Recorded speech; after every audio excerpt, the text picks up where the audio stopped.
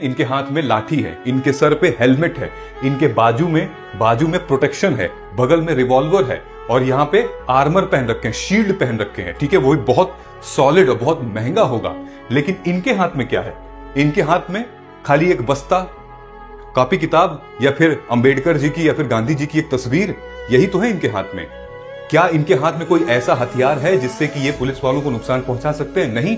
तो फिर आप इनके खिलाफ क्यों डंडा ये यूज कर रहे हैं, क्यों मार रहे हैं इनको? यहां देखिए, आपको लग रहा है कि इसके हाथ में कुछ है? इसके हाथ में वही भारत का झंडा था। क्या है इसके हाथ में? क्यों मारा जा रहा है इसको? फिर ये देखिए, क्यों मारा जा रहा है इसको? इनके हाथ में इनके हाथ में तो रॉड है। मैं अगर ये कह रहा हूं, ये देखिए, ये सारे भाग रहे हैं, सबके बैग है, किसी का बैग है, कोई फोन रिकॉर्डिंग कर रहा है, सब बैग लेकर आए हैं, कोई झंडा लेकर आ रहा है, कोई अंबेडकर जी की फोटो, कोई गांधी जी की फोटो, कोई सुभाष चंद्र बोस की फोटो, कोई भगत सिंह की फोटो लेकर आ रहा है। क्या है इनके हाथ में? इनके हाथ में तो कुछ है ही नहीं।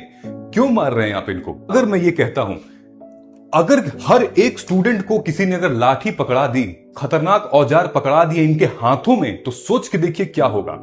पुलिस पर्सोनल कम पड़ जाएगी इस देश की।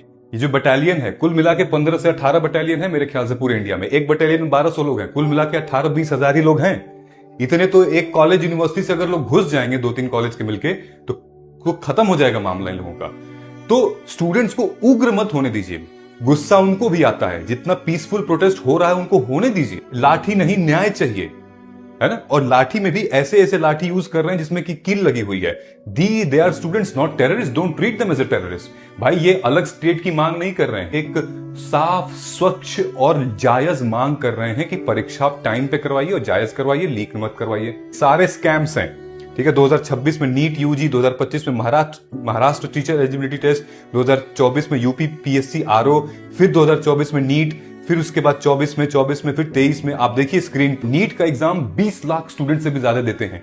यूपी पुलिस कांस्टेबल जो अभी 2024 में पेपर लीक हुआ था, 48 लाख एप्लीकेंट्स थे। इनकी जिंदगी का क्या होता भाई?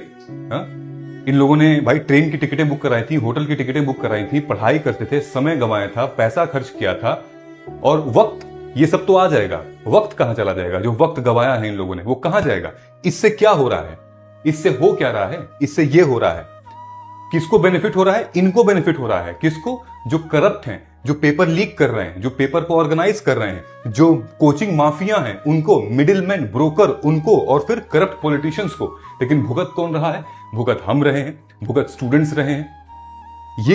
ये हो रहा है। और इसके ऊपर जब चीफ जस्टिस ऑफ इंडिया के रिमार्क्स आते हैं कि भाई वेस्ट ऑफ टाइम है, हमारा टाइम मत वेस्ट करिए, उनका टाइम मत वेस्ट करिए, तो फिर गुस्सा आता है।